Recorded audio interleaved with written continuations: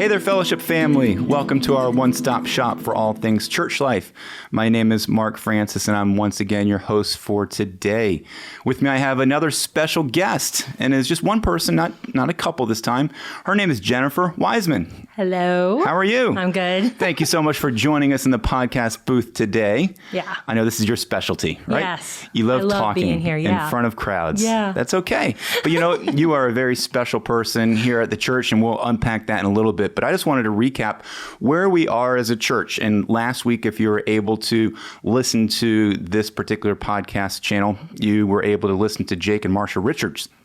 And they explained to us kind of the benefit and the reasons of why community groups are important and how we're called to be a part of a family and how we're called to be a part of community. And today we're going to expand a little bit more about that and really talk about our gifts and utilize how can we use our gifts and talents to serve. And if you were part of our church worship service this past weekend, you will have heard this concept of the call to action with what does prioritize the body mean? And we want to unpack that just a little bit more today. And Jennifer, you have a great story to tell. And before we really get into your story, I just wanted to hear a little bit about where you came from. How long have you been coming to Fellowship Bible Church? So we started coming in 2000. Okay. So at the time, Michael was deployed somewhere. Both of us were in the Army, and then I was a military spouse. And so he was deployed somewhere, and we had neighbors that asked me about coming to church. I did not grow up going to church, so Fellowship Bible Church is actually the only church that I've ever attended. And so it's been kind of neat to hear other people's experiences about churches, and we've made jokes about going and trying other churches just to see what is out there. But yeah, we started in 2000. And Michael's your husband. Michael is my husband, And yes. so what is he doing currently now? Currently he's out of the military and does IT work, different companies. Yeah. So unfortunately, he's not able to sit with us today. Yeah, I'm sure he sorry. would have loved that too. He probably wouldn't have. That's okay. That's good. So you get to speak on his behalf. Sure. Share all your version of the stories. Sure. Yeah. I know when I do that for my wife, she just slaps me. So that's okay. We'll let you do that today for him. Special dispensation. Yeah. So remind us, what year was that when you first started coming? 2000. We started coming in 2000. Okay. Yes. So you're good halfway child. That's about kind of where I started coming as well. Mm-hmm. About 20 years ago, right? Yes, The halfway point of our 40-year anniversary here of FBC. So when you started attending, I'm just curious, this is the first church you really experienced. What did that look like to you? Did it seem strange? Did it seem normal? Like, what does the church life here at Fellowship look like to you? So for me, it was a great experience because the fact that I thought I had this crazy notion that you had to start learning about Jesus when you were a baby. Like, you had to start reading the Bible when you were a baby. And if you didn't start when you were a little kid, then you couldn't start as an adult. Like, it had to be from the beginning. And so when I started hearing Mark teach verse by verse, that was just like this wow moment, because I was like, wait a minute, I don't know anything. Like, I literally knew nothing. And so it was just a eye-opening. It was a quick, I can't tell you this is what he talked about. And I said, wow, that's Jesus. And like, I can't give you that kind of story of my walk as far as on this date or anything like that. It was a slow progression. I can't say it was one person. I mean, I use Mark Carey because of the fact that he was teaching from the pulpit. But for me, it was just, it was literally a walk by faith that I didn't really know that I was on. Yeah, the Holy Spirit moving in your life, just kind of slowly, progressively allowing you to see God in that way through teaching through other people, I would assume as well.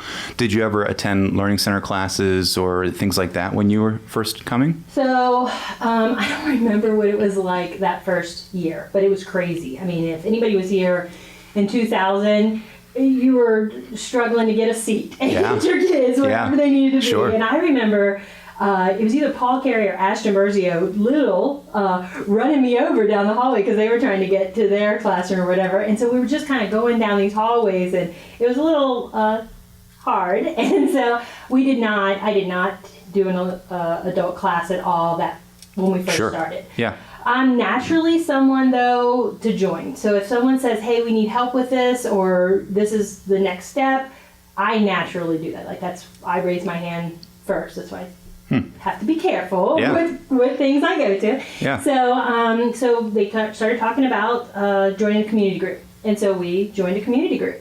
And we were actually with the Benedicts, Christy and John, if anybody knows them. They live in Florida now. But we were with the Benedicts, and then next thing you know, they started talking about membership, and I'm like, oh, okay, that's what we're supposed to do. We're supposed to go become members. And so back then the class, I think it was 6 weeks long. We were on couches in this big wide room, and so we did that. I had never been baptized because I had just become a believer. So I did that in Hogue Creek. Yeah. So that was an experience because I saw a mouse go over the edge into the creek before I went down to get it, and I don't like mice, so that was really, really hard. So we did that. I did that. And then we continued in community group. I attempted to serve with Awana. I did the nursery with Awana. Okay. I did some other preschool 3-year-olds for a little bit as a helper. More with kids because I had kids, and I felt like, oh, I have kids. I need to be serving with the kids because I have kids in this program. Yeah. And so I did that. I have to say, though, for a good 10 years, that's what we did. Not any kind of growth. It was still infancy. It was still, we were in community group. We went to community group. We did that kind of stuff. But there was no, I would almost say there was really no growth. Yeah. And then about 10 years in, so about 2010, somewhere, maybe 2012, there were some opportunities that the coffee ministry was changing, and we were going to have that coffee room, and I can never say that room. Koinonia corner. Thank you. Yeah. I can't say it. That's okay. And so I started serving in that capacity, and then the next thing I knew, my husband was serving with me in that. And then the next thing I knew, my entire family was serving. Our 5-year-old was setting up the sugar and things like that. And that is when we started to grow. That's cool. So just real quick, tell us about your kids. How many kids do you guys have? We have 4, 23, 21, almost 17. He'll be happy that I said 17. Yeah. And a 14-year-old. Awesome. So as a family, you started serving together. And you mentioned spiritual growth. So, I mean, it kind of goes hand in hand. You can sit there, you can attend the worship services, you can be a part of a community group. But until there's something going on in the spirit that's leading you to say, where am I growing, or where are my needs? And what you were saying is that there's this kind of instinctive gift to serve. There's this instinctive, that's kind of where a light bulb moment came on for you. So explain kind of where you think your gifts and talents are, and how does that fit with that kind of growth process? Right. So I took a class one time here at the church. It was an adult learning center class for spiritual gifts, because I was like, I don't really know. I know what my natural gifts are, and if anybody knows me, my natural ability is administration. I can naturally just go in and be like, okay, this is what we need to do, and do it. But that's not my spiritual gift. Anytime I got put in that role, it almost became like a burden to me. And my spiritual gift is serving. So when I got into that role of being hospitable and just talking with people in that way, of giving them a cup of coffee, of wiping down counters, it was completely different for me. And my natural bent was to be in charge, because that's where everybody pushed me to do. And it's really not what my spiritual gift is. Yeah. So I've done that. I didn't know Jesus until I was 22 years old. Right. But I was 16 years old working at Roy Rogers, and was the same way I am now, just in charge. Yeah. So unpack that a little bit then. Okay. So the difference of being an unbeliever and serving versus a believer and serving. And then you are equating that with spiritual growth. Yes. So how do you see that personally in your own life, and how you feel like you are drawing closer to Christ over these last 10 years, for example, because of that involvement? So I don't know if this is exactly what you're asking.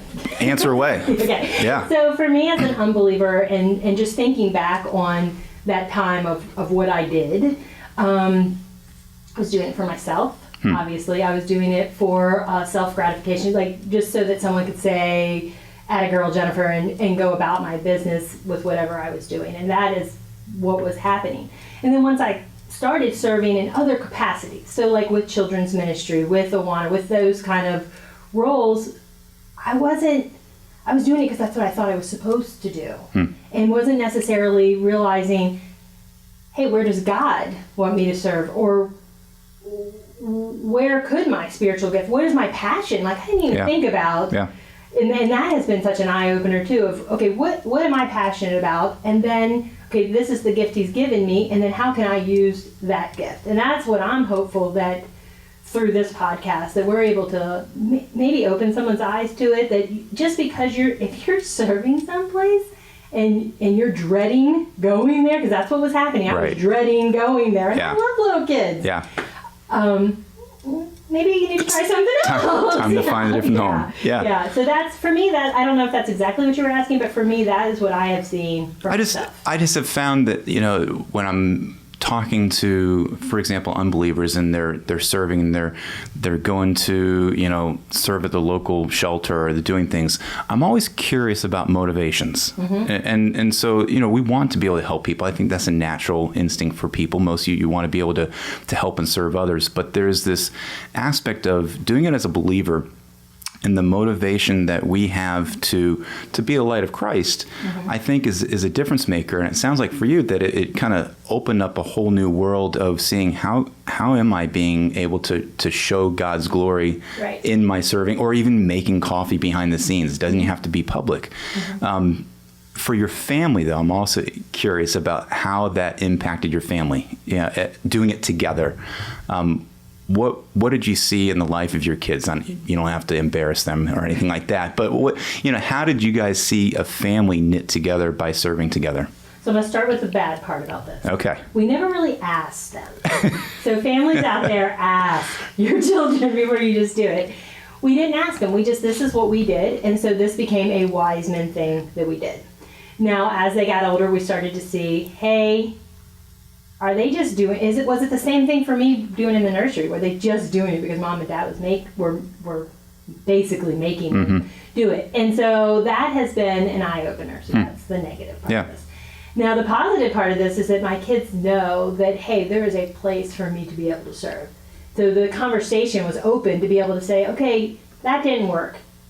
My kids have now tried. I'm sure someone has probably did a name tag for it. Like, they've done name tags. They've done holding doors. One time I actually saw Jacob holding the outside doors. This is probably 3 years ago. And I didn't know it was my son. I just saw this like preteen looking kid out there holding doors. And I was like, oh, that's a great thing. I need to figure out who that kid's parents are and tell them what great job they did. And then later on he walked in and I'm like, oh. So I just thought it was some random kid holding a door. So I think it just became this natural thing for our kids to realize, hey, this is not because I've told them, hey, you're called to do this. No preaching, none of that happened. But it was just, hey, this is what you do. But it's a great modeling example for parents to do that for kids. Yeah, so then my daughter went to college, and she was just like, okay, I'm going to get plugged into a church. Okay, I need to serve at this church. And then just did it on her own, because I wasn't there to tell her to do it or anything like that. And so that has been, a true blessing out of this, is that they realized, oh, need to find the right place, first of all, and then... Right. Yeah.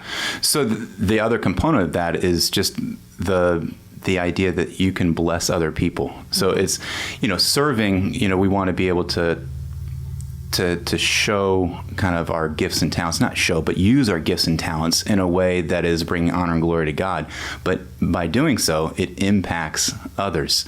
So I know you're doing more than just helping coffee and serve coffee during the course of these last 10 years. So how have you seen the impact of giving of your time be a blessing to other people around you?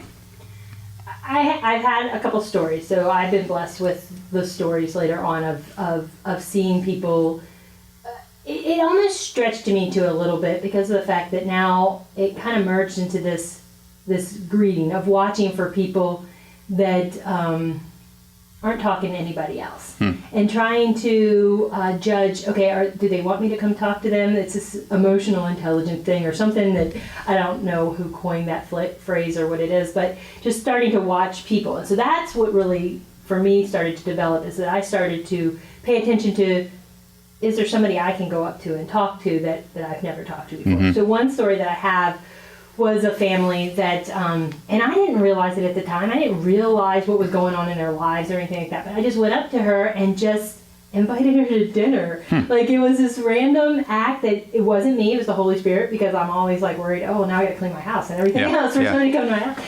But it has, for me, it has opened up my eyes to other things that I could be doing. And then, I mean, that's the only story that I know off the top of my head, because she came back to me and said, hey, you don't know what was going on. But that we were ready not to come back to church. Like, we felt like no one had talked to us, we hadn't got connected, and that changed us. And to this day, both of them are serving, and their children are involved. And so that is something nice to just see that I didn't do that, because I would have never did, like, that was the Holy Spirit. But it's really great to see. That's cool. And so just moving along down the timeline here, you came on staff to work here at FBC. Explain kind of what that looked like, and now you have a role that is right in line with this topic. So how do you use your gifts here now at the church on staff to be able to call people to this? Right. So my role now, so I started out as just basically I was a receptionist. So I was the person that you saw when you came into the building, and I was the keeper of the door. And so I was the person that kind of directed where everybody who was going where when you came through the door. And slowly I morphed more into like an office manager, and then this past March, my role changed along with the way we do church here changed. So it was really a blessing for me because of the fact that everything changed at the same time. And so now my role is congregation engagement and the communications manager.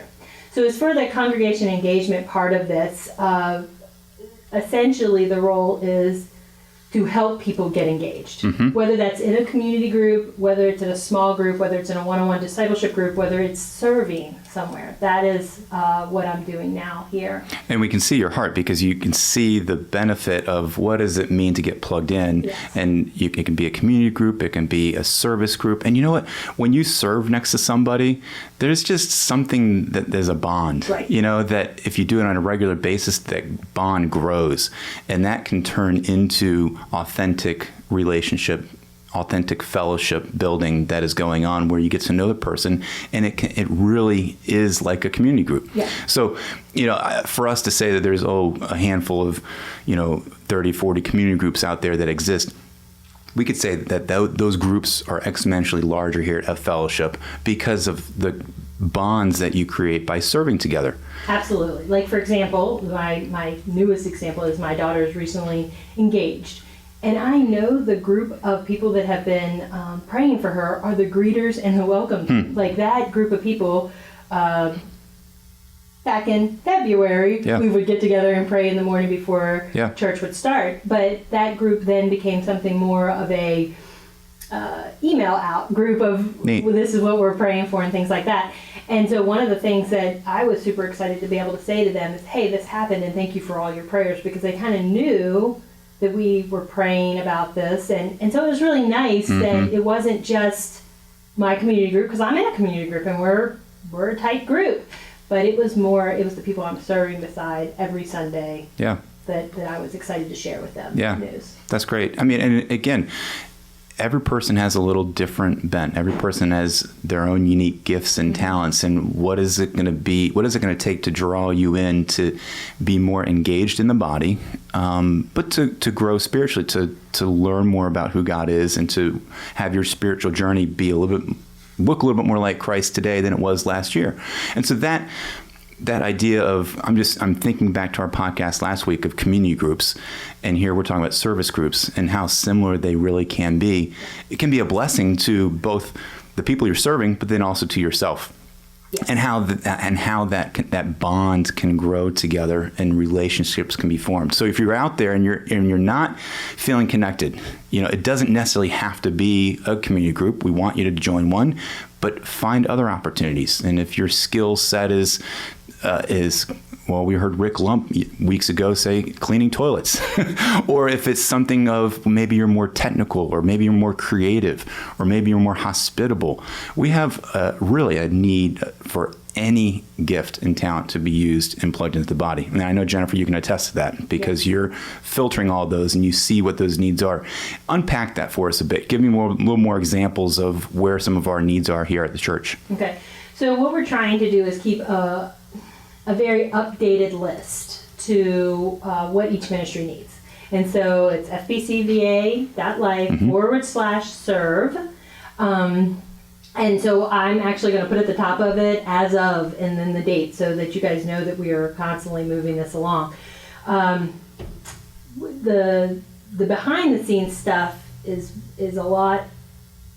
primarily what's listed there right now. Rose Locke up in production with the production team has, I think, probably 7 to 8 different roles with different time frames, once a month opportunities, every week opportunities are there. The children's ministry, they actually have a need starting in November for, I think it's 3-year-olds. It's definitely a preschool teacher because someone is going back, they're a missionary and they're going back to the mission field, and so they have a need that's opening up in November. We have a rotation of people that sit at the welcome desk, and that person actually sits there during the service. And currently, Larry and Barb Marsh have been doing it every single week. Even when we were outside, they were there inside doing it. And so we'd like to kind of rotate that out just a little bit more. My husband is in charge of the coffee ministry, and he'd like to get that started back up again. And so I'm sure there's people that are excited about hearing that. Yeah, they were a little sad that there was apple cider this week. They were like, "Where's the coffee?" So that was, fun to navigate through. But we're trying every week to change that. John Morrison, they're starting a new thing. I'm not sure if it's actually new, but actually giving it a name through the biblical counseling called Advocates. Okay. So that's on there. Kind of running through my brain. I think that's close to all the different spots that are on there. But and if you don't see a spot specifically on that web page, still put your name down and say, "Hey, I'd like to serve," and here's for that. Absolutely, Yeah. And just let us know, because we will find a home for you. And there are needs that maybe are known, or maybe some that aren't known, that you could say, "Hey, I've got an idea here, and how can we make this happen?" Great. we need the people to do the work of the ministry more than just the people who are on staff. That's not to minimize those that are on staff, but it's to say, how can the thousands of people that call Fellowship their home be utilizing their gifts and their talents? Yes. How does COVID impact this?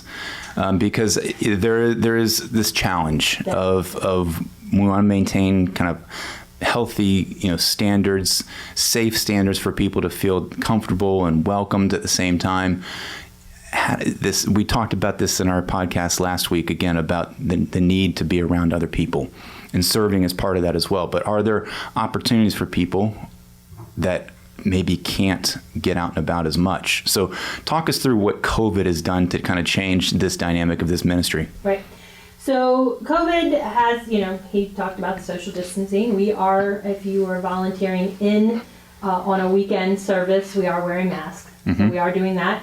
But we know that there are a lot of people that are not ready to come back. And so we've had, I'm not sure if anybody saw this one, but Rose Locke was actually looking for somebody at home to help get wax out of a tablecloth. Sure. So there are things like that can be done at home. So you don't have to come in here to do it. Good. Yeah. You don't have to wear a mask to always do things too. Now, if you are going to participate in a weekend, if you're going to